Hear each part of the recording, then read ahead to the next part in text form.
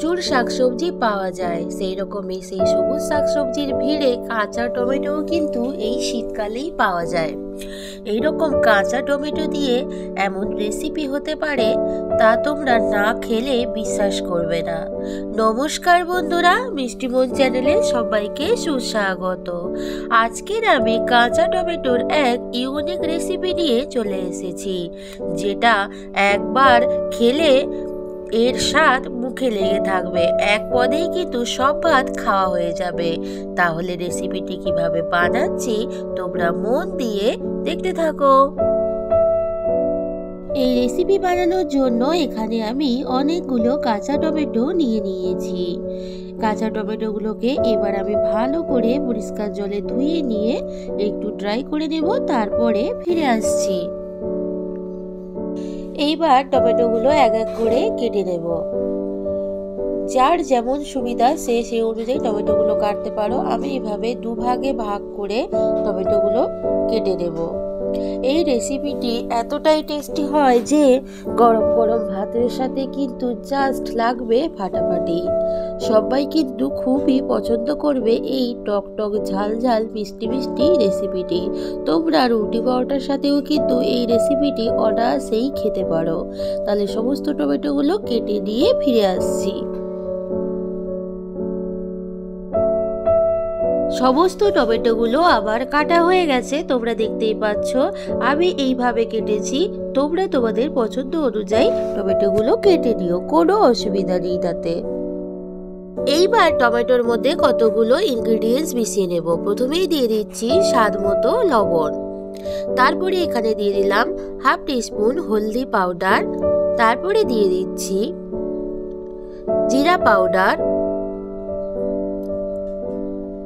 লাল লঙ্কা powder, ঝালটা তোমাদের পছন্দ অনুযায়ী নিও, ধনিয়া পাউডার আর একটু গরম মশলা পাউডার।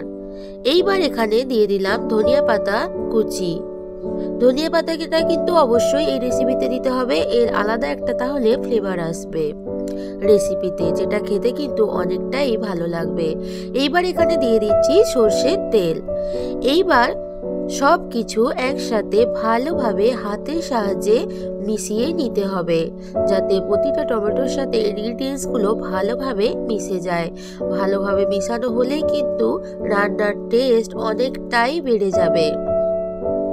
আমার আজকের এই রেসিপি যদি ভালো লাগে অবশ্যই আমার চ্যানেলকে সাবস্ক্রাইব করে পাশে থাকার অনুরোধ রইল এবং আমার ভিডিওগুলো মন দিয়ে দেখার অনুরোধ রইল।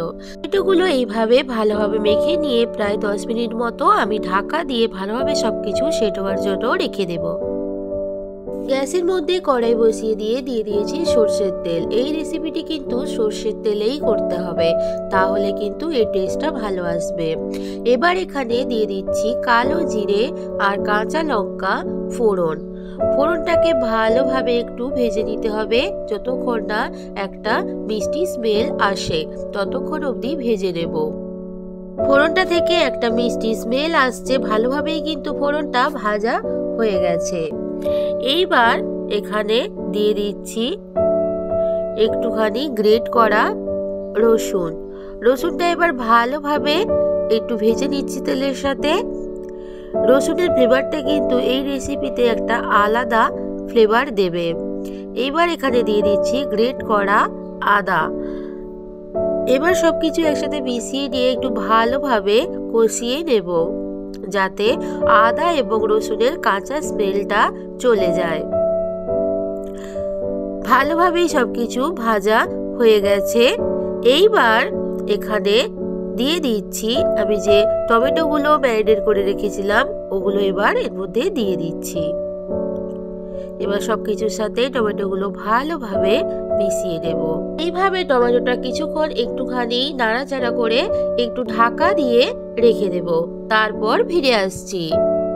5 মিনিট বাদে ফিরে এলাম, ঢাকাটা খুলে নিলাম। দেখতেই পাচ্ছ টমেটোটা কিন্তু আগের থেকে অনেকটা কালার চেঞ্জ লাগছে এবং আগের থেকে অনেকটাই সেদ্ধ হয়ে গেছে।